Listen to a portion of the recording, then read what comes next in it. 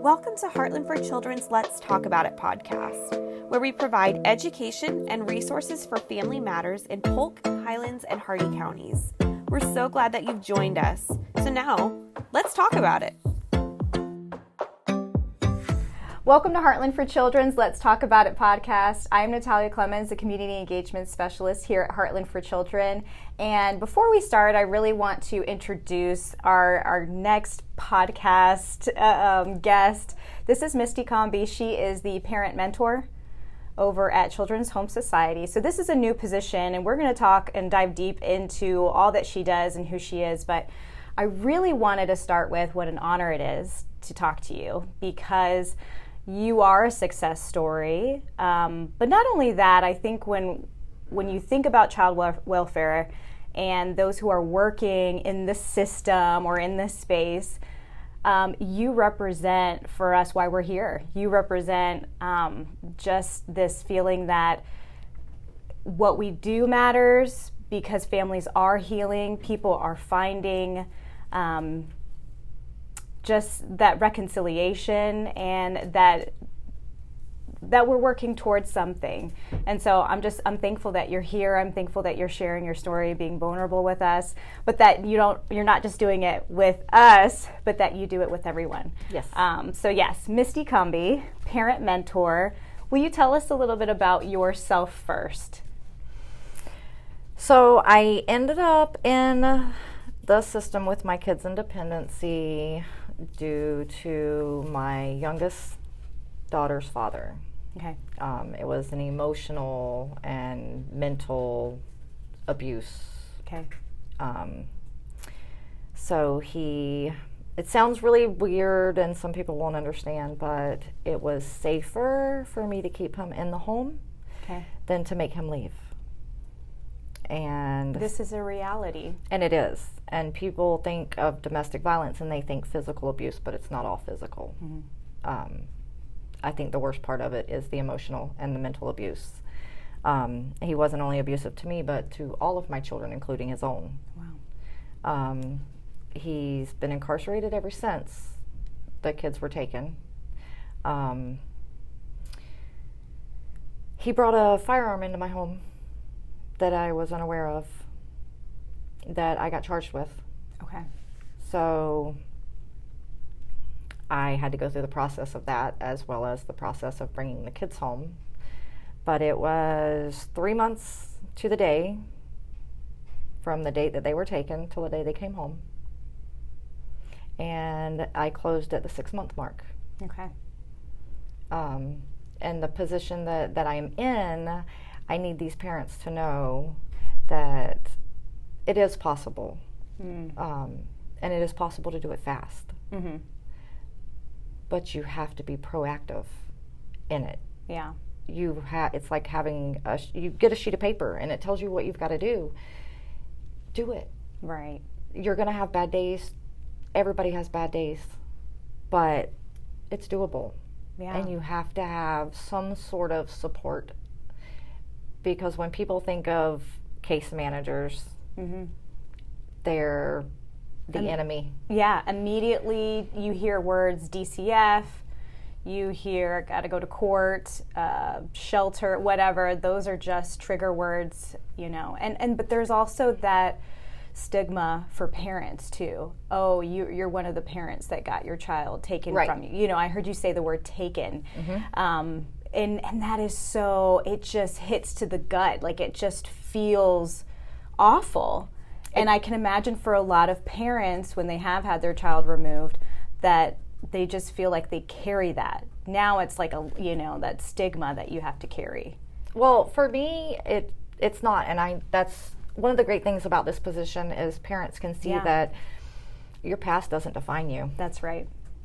There are bigger, better things coming. You've just got to go get them. Yeah. It is possible to completely change your life. This was, and it's crazy, a life-changing experience for me. Yeah. It sucked. I won't lie about that. Mm-hmm. It did. Not having my kids home at night. Right. It was hard, but it was worth it. Yeah.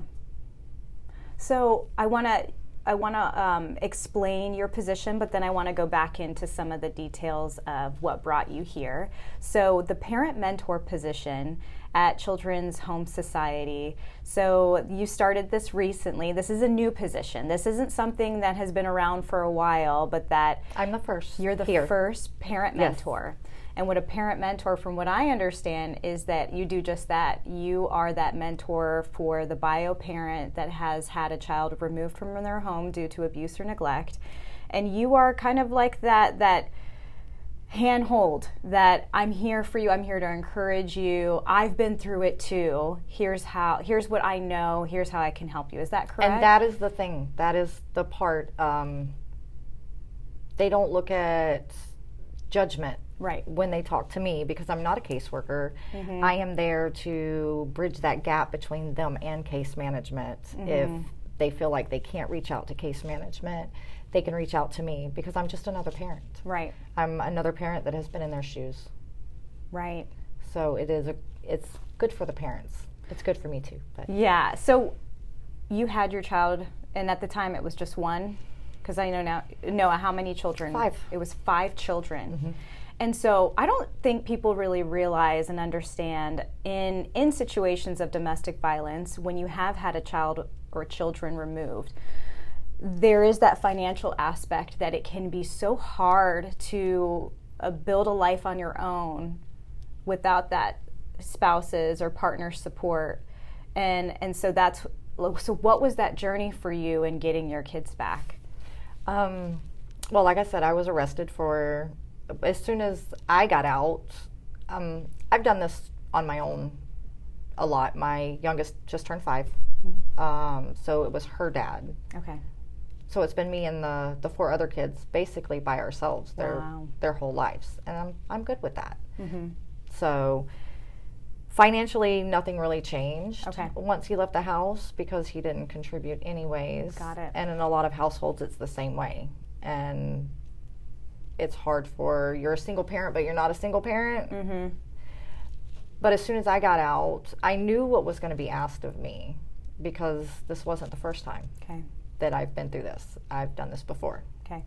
I have older children, and so I already knew what was going to be required of me.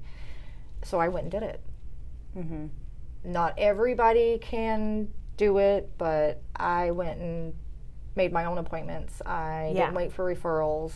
And when I signed my case plan, I was complete, except for the in-home parenting that I had to do.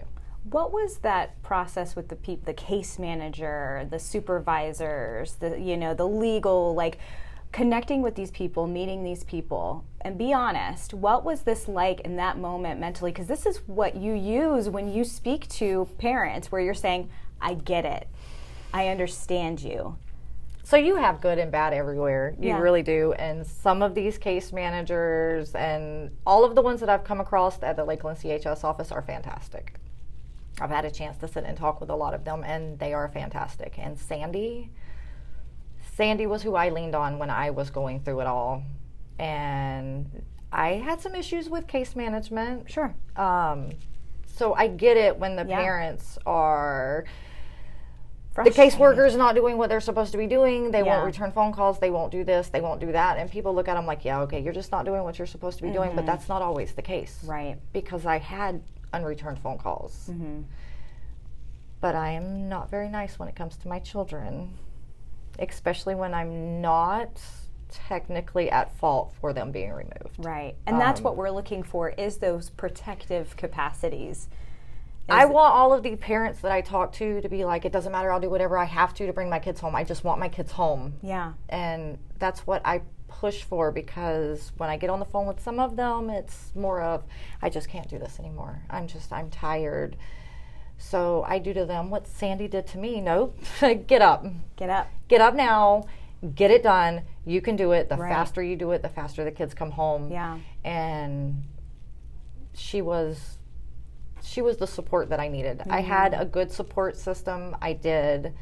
It was family and friends. And that's key too. It is. That is really key is. too. But some of these parents don't have that. Yeah. They don't have that. So I get to be that. So one of the other things I want to to ask you about is, what was your experience with court, particularly, I know you've met in person before and you've had to do it virtually, but a lot of parents, they may not understand the legal language, they feel confused.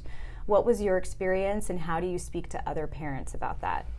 As far as court goes, you have to maintain communication with your attorney. Okay. Your attorney understands everything because they have abbreviations for everything, and you do really get lost in court. But as long as you're doing everything that you're supposed to be doing, the hearings go really smooth and really fast. You don't really get to speak a whole lot. That's between the attorneys and case management. But I did everything virtually, so I was just kind of there. Yeah. It is scary because that person is determining what happens next in your case, whether your kids get to come home. Everybody thinks that the ultimate decision is case management, and it's not. Yes, case management presents their case and what you're doing and what you're not doing and what you need to be doing. Right. But ultimately, it is up to the judge. And if the judge sees that these parents are actively trying, maybe they hit a bump in the road, because we all do. Right. Maybe there's issues, transportation. But with our program, if it's something transportation, we try to help provide transportation. Wow. To make sure the parents are able to get to where they need to be. Yeah. To be successful in reunification and bringing their kids home. That's good. When your children were removed, who did they live with? Because that always is a hard thing for parents, where the placement is. If it's, out of county, if it's in foster care, or if it's with a relative that's far away, what was your situation? So mine was with family. Okay. Which is great. It is fantastic. They were 5 minutes from my home. So I got to see them every day. Yeah. All day. Yeah. We did dinners together on the weekends. We did breakfast, lunch, and dinner together. So until bedtime, I was with my kids every day. That made my journey a little bit easier. Right. It was supervised. I didn't have unsupervised. I couldn't go and okay. get them and take them anywhere. My visits were completely supervised. Okay. So someone always had to be there. What do you encourage parents who are dealing with that distance in regards to that placement? How would you speak to that parent? They've got to work that case, though. They've got to work that case plan, and as fast as they can do that, the more privileges that they get with their children. You may have supervised for an hour or 2 hours once a week, but it won't always be that way. If you are actively engaged and you're screening and you're doing everything that you're supposed to be doing, then you'll get the unsupervised visits, then you'll get the overnight visits, and then before you know it, your kids will be home. When you were addressing your case plan, what did you see as like your priority? What did you hit first so that you were doing what you needed to do to complete the process? How did you look at it? I was asked to do certain things. So, some are drug evaluations, some are mental evaluations. Everyone's case plan is different because everyone's case is different. Yeah. One situation isn't going to be the other's. Right. So I knew that I was going to have a drug evaluation, and I knew that I was going to have to do parenting, which changed a little from 15 years ago. Okay. Used to, you went out and did parenting classes. Now the parenting classes come to you. Oh, okay. It's in home, it's with you, it's with the kids, which I think is fantastic. Yeah, it's more accessible. It is, and it's more on a personal level. You're not in a group of other people, you're there. So I went and did the drug evaluation within the first month and submitted everything there. I paid for and did parenting classes online, and then we did the in-home once the kids came home. Yeah. And so tell me, from your experience adjusting with the kids coming back into the home, what was that like? Sometimes we hear parents where it's a tough... And they do, and it's hard for some adjustment. parents. The silence killed me when the kids weren't at home. Some nights I would reach out to my sister, and I would wake her up 1, 2 o'clock in the morning, and I'm bawling, and what is wrong? It's too quiet. She's like, but if the kids were at home, it would still be quiet, but it's a different quiet. Yeah. It's an empty quiet. So when the kids came home, I turned them loose in the house and I went and laid in my bed and I just listened to the chaos. Because as insane as it sounds, they keep me sane. And the chaos I needed back in my house. Yeah. Because I have 5 from 16 to 5. Wow. Yeah. So I got to listen to them fight and argue, and I needed that. I really needed that. Wow. That made me like tear up a little bit. It's hard. Look, it's hard. Yeah. It is really hard.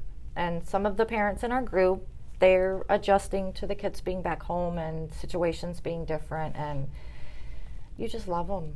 Things are going to change because they're going to have a routine that is different from what it was when they were home and from what it is now that they're back home.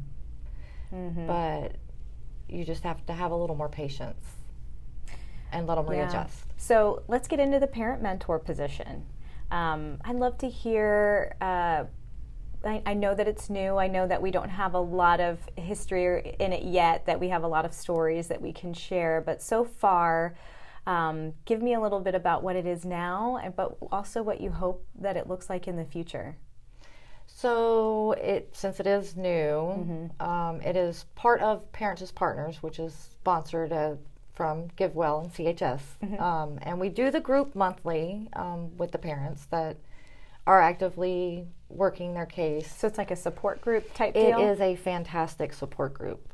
So there's no judgment, there's no case management. It's just parents in different stages of their case. They get to bond with each other, reach out to each other, get advice from each other.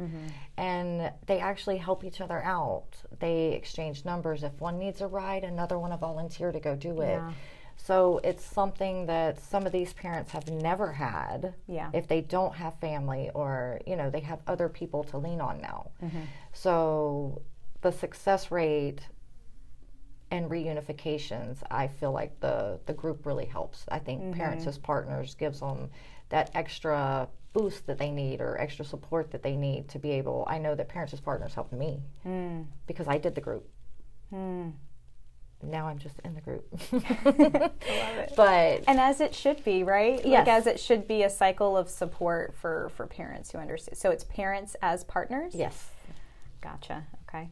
So I want to hear more about this support group. You say you meet once a month. Where do you guys meet? It is virtual over Zoom. Oh, that's convenient.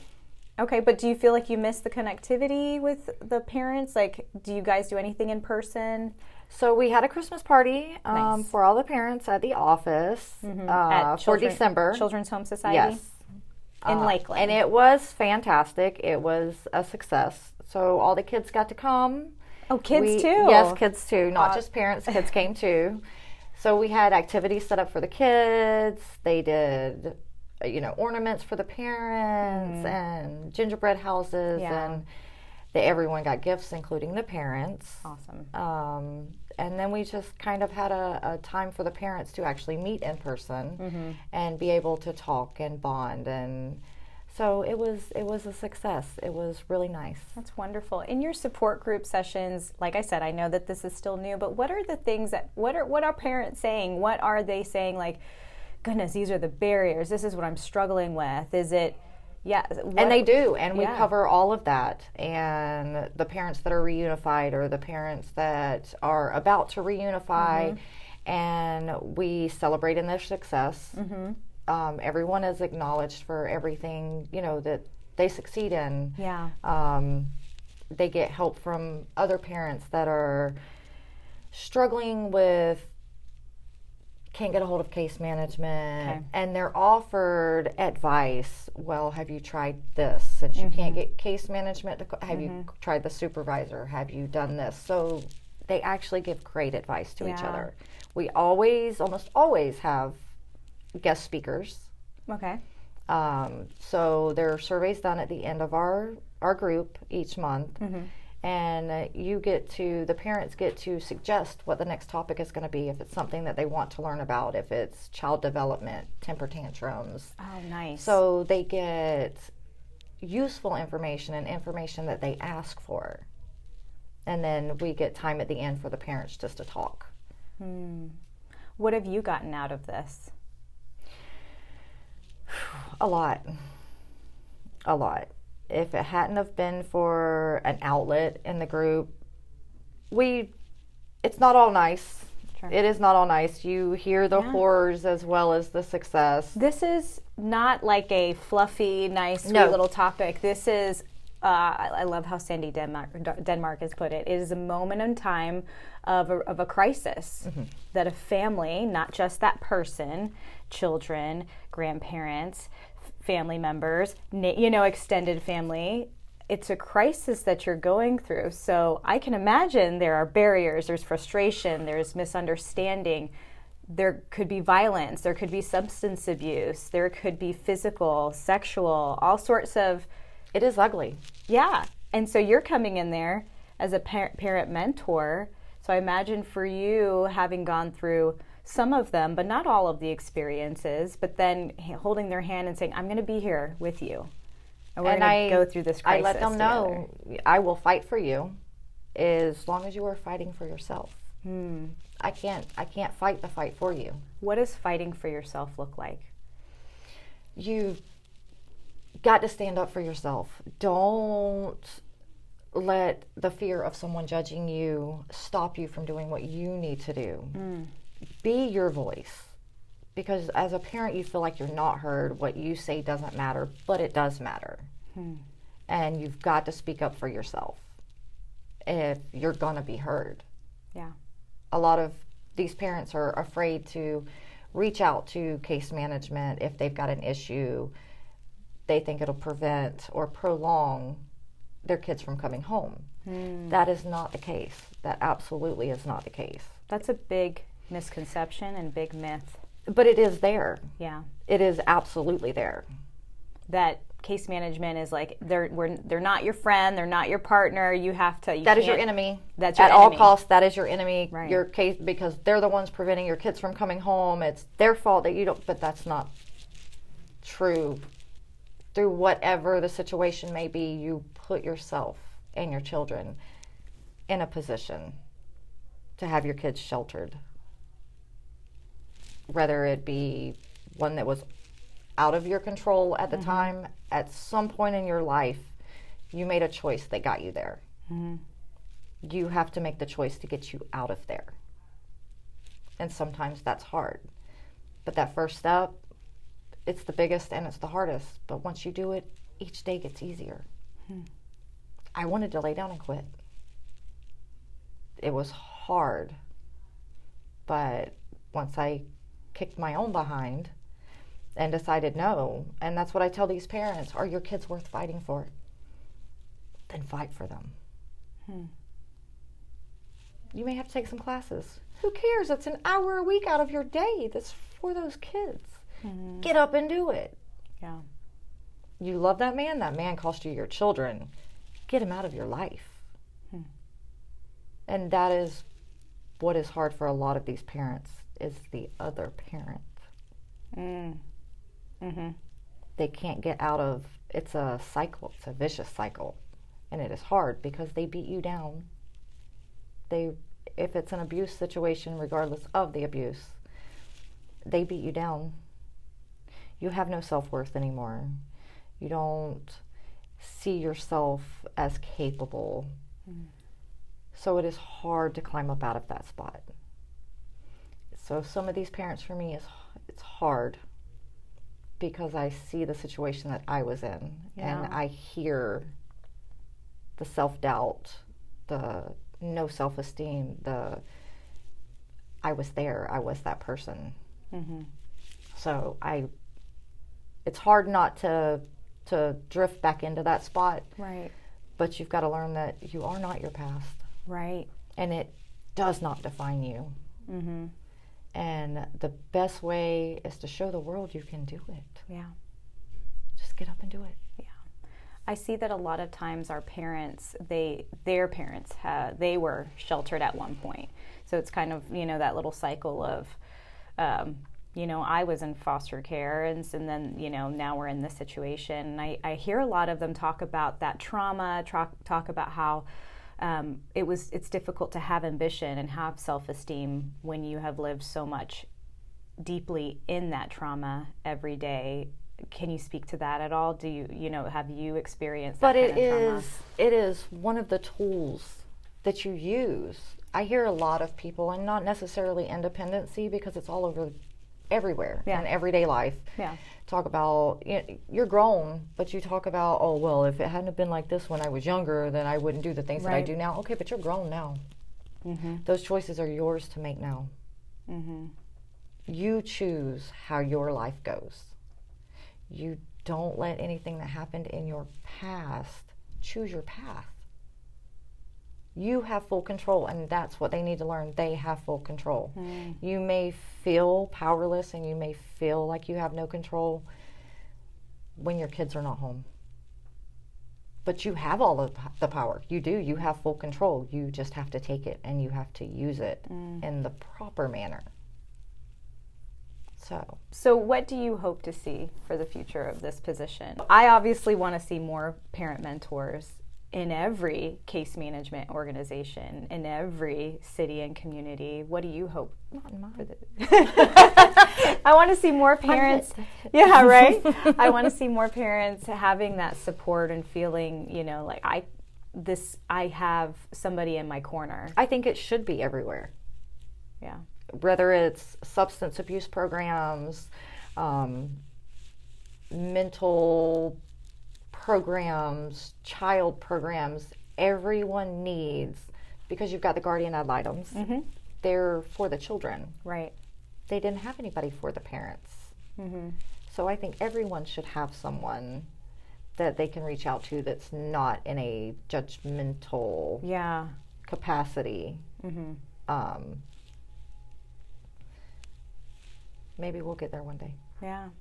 So I know you can't go into detail about stories. Obviously, there's privacy on behalf of the parents that we serve. But I do want to know if there are success stories. Like, we all understand this is very new. You're coming into this. You're probably at the very beginning where you're meeting parents for the first time and you're hitting a lot of barriers. So what is this experience right now like? There's success in everything, but there's also some that aren't so successful. Mm-hmm. I hit a brick wall with parents too. Mm-hmm.